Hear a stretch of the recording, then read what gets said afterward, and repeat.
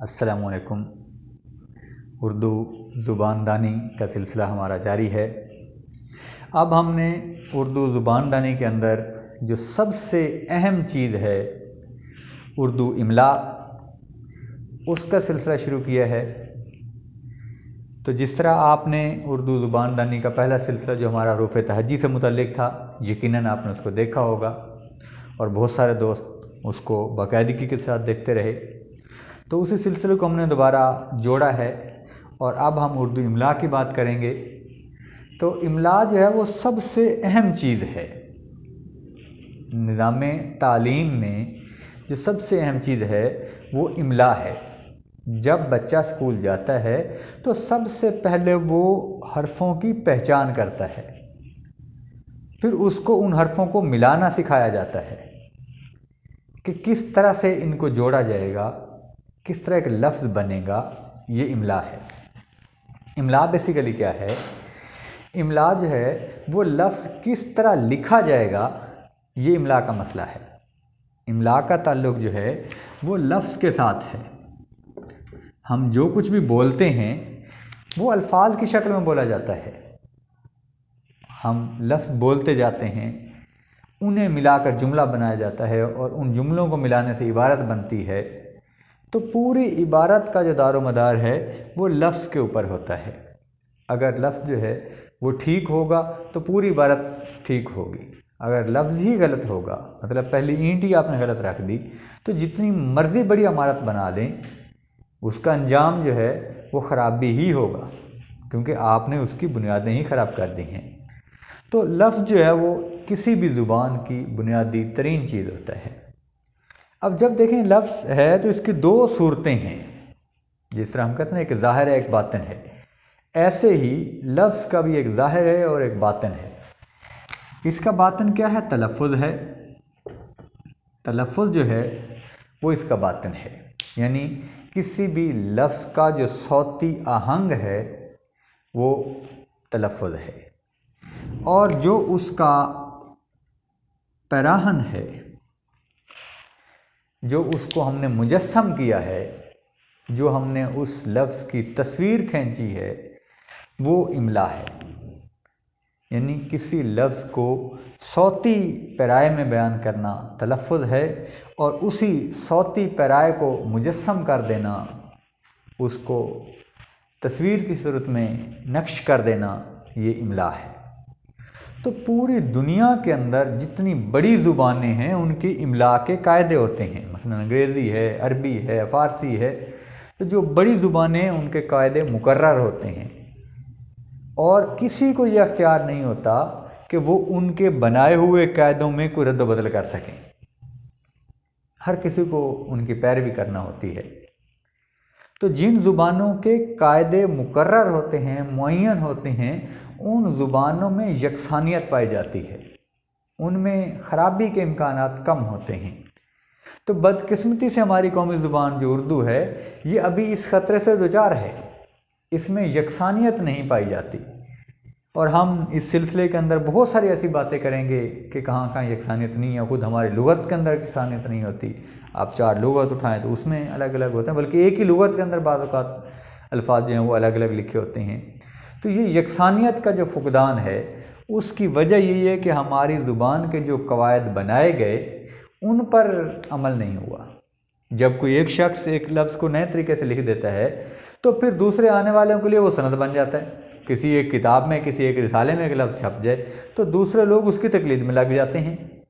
تو ہمارے ہاں ایک تو یہ بہت بڑا مسئلہ ہے کہ ہماری اکثریت مقلدین پر مشتمل ہے، جو خود نہیں ریسرچ کرتے، خود نہیں لفظ کو دیکھتے ڈھونڈتے، صرف کسی جگہ سے انہوں نے پڑھ لیا اور اسی کو آگے چلائی جا رہے ہیں۔ اب اگر اس نے غلط لکھا تھا تو یہ بار بار اس غلطی کو دہرائی جا رہے ہیں۔ تو بڑی زبان کے لیے لازم ہوتا ہے کہ املا کے قواعد کا خیال رکھا جائے۔ اب املا کے قواعد کون سے ہوتے ہیں؟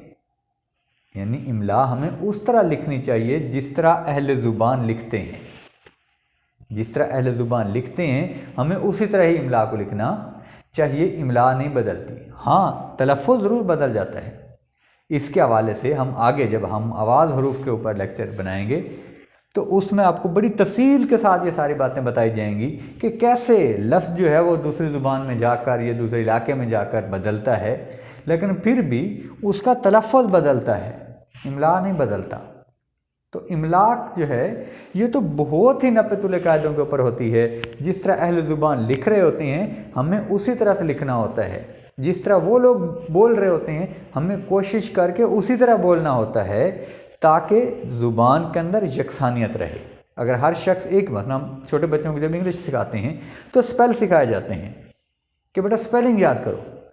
اب وہ سپیلنگ یاد کرانے کا مطلب کیا ہوتا ہے کہ جب کلاس کے 50 بچے لکھیں گے تو 50 کے 50 ایک ہی جیسا لکھیں گے، یہ املا ہے۔ تو اردو کے اندر بھی یہی چیزیں ہوتی ہیں، ان چیزوں کا آپ نے خیال رکھنا ہوتا ہے۔ جی، تو جو تلفظ کا مسئلہ ہے اب اس کو میں آپ کو 2-4 مثالیں دیتا ہوں جس سے آپ کو سمجھنے میں آسانی ہو جائے گی۔ مثلا ایک لفظ ہے شہید۔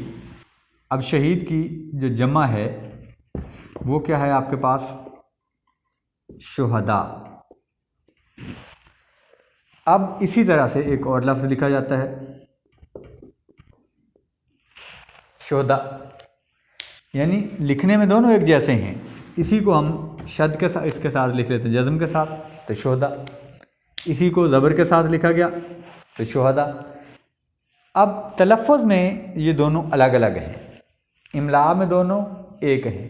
اس شہداء کا مطلب شہید کی جمع، اور اسی شہداء کا مطلب آوارہ، بد چلن، اس کو ہم شہداء کہتے ہیں۔ اسی طرح آپ کے پاس لفظ ہے رو، تیز رو، تیز چلنے والا، تیز بہنے والا، گرم رو۔ اور ایک لفظ ہے رو۔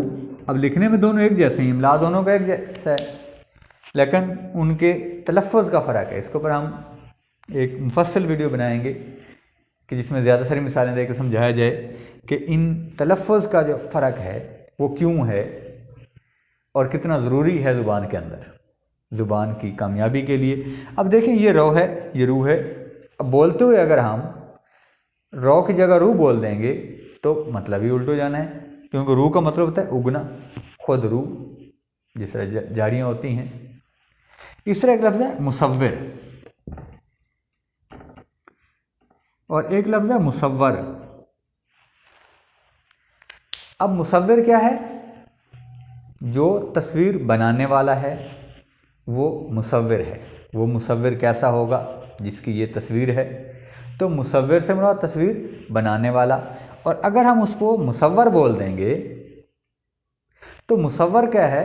وہ اسم مفعول ہے، یعنی وہ تصویر جو بنائی گئی ہو۔ تو تلفظ جو ہے وہ بھی بہت ضروری ہوتا ہے کہ آپ نے جو لفظ کا صوتی آہنگ بنانا ہے وہ بھی ٹھیک ہونا چاہیے، اور پھر اسی صوتی آہنگ کو آپ نے لفظوں میں ڈھالنا ہوتا ہے۔ اس کی الگ اہمیت ہوتی ہے، اس کا معاملہ جو ہے وہ املا کے ساتھ جڑا ہوتا ہے۔ اب دیکھیں ہم املا کی طرف آتے ہیں کہ جو املا کے لوازمات ہیں وہ کیا ہیں، یہ بہت اہم چیز ہے۔ اب سب سے پہلی چیز جو ہے وہ یہ ہے کہ لفظ میں کون کون سا حرف آئے گا۔ مثلا میں نے آپ کو بتایا کہ جب ہم انگلش سیکھتے ہیں تو ہمیں کیا کروایا جاتا تھا؟ سپیلنگ یاد کروایا جاتا تھا کہ APPLE۔ اب اس کا مطلب کیا تھا کہ آپ کے پاس کیا آنا ہے؟ اس میں A آنا ہے، پھر P آنا ہے، پھر P آنا ہے، اور ELE آنا ہے۔ تو یہ کیا ہے کہ کون کون سا حرف آئے گا اس لفظ کے اندر، یہ سکھایا جاتا ہے۔ ہم نے علم لکھنا ہے تو آپ کو کیا سکھایا جاتا ہے کہ عین آئے گا، لام آئے گا، میم آئے گا تو علم بنے گا۔ تو سب سے پہلی چیز جو ہوتی ہے وہ یہ ہوتی ہے کہ ہم نے لفظ کے اندر کون کون سا حرف لانا ہے، یہ سب سے پہلی چیز ہے۔ اب آپ نے عین لام، آپ کو کہا جاتا ہے کہ بھئی علم لکھیں، آپ الف لام سے لکھتے ہیں یا عین لام سے لکھتے ہیں۔ اب یہ دونوں ہیں، تو اس بات کا بھی آپ نے دھیان رکھنا ہے کہ آپ نے الف لانا ہے یا عین لانا ہے۔ اس حوالے سے ہماری ویڈیو اسی چینل کے اوپر موجود ہیں، آپ وہ ضرور دیکھیں۔ ہم آواز حروف کے نام سے جو پہلے موجود ہیں وہ حروف تہجی کے جو ہم آواز حروف ہیں ان سے ریلیٹڈ ہیں۔ انشاءاللہ ہم اس کے بعد ایک ویڈیو بنائیں گے جس میں ہم آواز حروف کے اوپر ہم بات کریں گے، اور وہ ایک لمبا سلسلہ بنے گا، کیونکہ جتنے ہمارے ہم آواز حروف ہیں سب ڈسکس ہوں گے، الف، عین، تے، تویں، اور اسی طرح سے سین، سواد، یہ ساری چیزیں ہم اس میں تفصیل کے ساتھ الگ الگ ڈسکس کریں گے۔ تو آپ ہمارے ساتھ جڑے رہیے، ہمارے چینل کو سبسکرائب کر کے بیل آئیکن کو پریس رکھیں تاکہ آپ کو فوری طور پر نوٹیفیکیشن جائے اور آپ فوراً ہمارا اگلا لیکچر دیکھیں اور اس کو کنٹینیو دیکھیں۔ جتنا آپ تسلسل سے دیکھیں گے آپ چیزیں سیکھتے چلے جائیں گے۔ جہاں کہیں آپ کو مسئلہ ہے آپ ضرور ہمارے ساتھ ڈسکس کریں، کیونکہ کوئی شخص حرف آخر نہیں ہوتا۔ ہم کوشش کریں گے کہ آپ کے ساتھ سیکھتے بھی رہیں اور سکھاتے بھی رہیں۔ تو پہلی چیز کیا ہے کہ ہمیں یہ دیکھنی ہوتی ہے کہ کون کون سا حرف مل کر ہمارا متعلقہ لفظ بنائے گا۔ تو مثلا یہ دونوں ہیں، آپ دیکھیں آپ کو علم لکھنا تھا تو آپ کے ذہن میں آنا الف لام میم سے بھی علم بن سکتا ہے اور عین لام میم سے بن سکتا ہے۔ اس الف والے کا مطلب اور ہوتا ہے، عین والے کا مطلب اور ہوتا ہے۔ تو میرا جو متعلقہ لفظ ہے وہ عین لام میم سے بنے گا۔ تو اس چیز کا جو ہے آپ نے دھیان رکھنا ہوتا ہے کہ کون کون سا حرف جو ہے وہ مل کر لفظ کو بنائے گا۔ تو یہ املا کی پہلی ضرورت ہوتی ہے۔ پہلا جو ہم نے خیال رکھنا ہے وہ اس چیز کا رکھنا ہے، اسپیلز کا رکھنا ہے۔ دوسری چیز جو ضروری ہوتی ہے وہ ہوتی ہے حروف کی ترتیب، کہ جب ہم ان الفاظ کو ملائیں گے تو کس طرح سے بنائیں گے۔ مثلا اب میرے ذہن میں یہ تو ہے کہ میں نے عین لام اور میم کو ملانا ہے۔ اگر میں ان کو لکھ دوں لام میم اور عین تو اب یہ علم تو نہیں بنے گا، یعنی اگر ترتیب آپ حروف کی غلط کر دیں گے تو آپ کا لفظ غلط ہو جائے گا، لفظ جو ہے وہ نہیں بن سکے گا۔ تو اس چیز کا بھی آپ نے دھیان رکھنا ہے کہ کون سے حرف کو کس جگہ پر آنا ہے، اس چیز کا آپ نے دھیان رکھنا۔ مثلا لفظ ہے آپ کے پاس مہندی، تو اگر ہم اس کو لکھتے ہیں، اب اس کا آپ نے دھیان رکھنا ہے کہ بھائی پہلے نون ہے، یہ مہندی ٹھیک ہے، یہ مہندی غلط ہے۔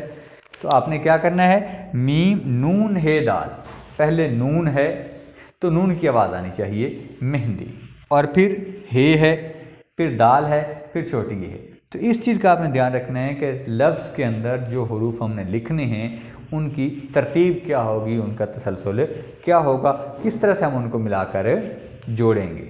پہلی بات کیا تھی کہ کون کون سا حرف آئے گا، دوسری بات کیا ہے کہ ان حروف کی ترتیب کیا ہوگی، تیسری چیز جو ہے وہ ہے ان حروف کی لکھاوٹ، کہ ہم ان حروف کو لکھیں گے کس طریقے سے۔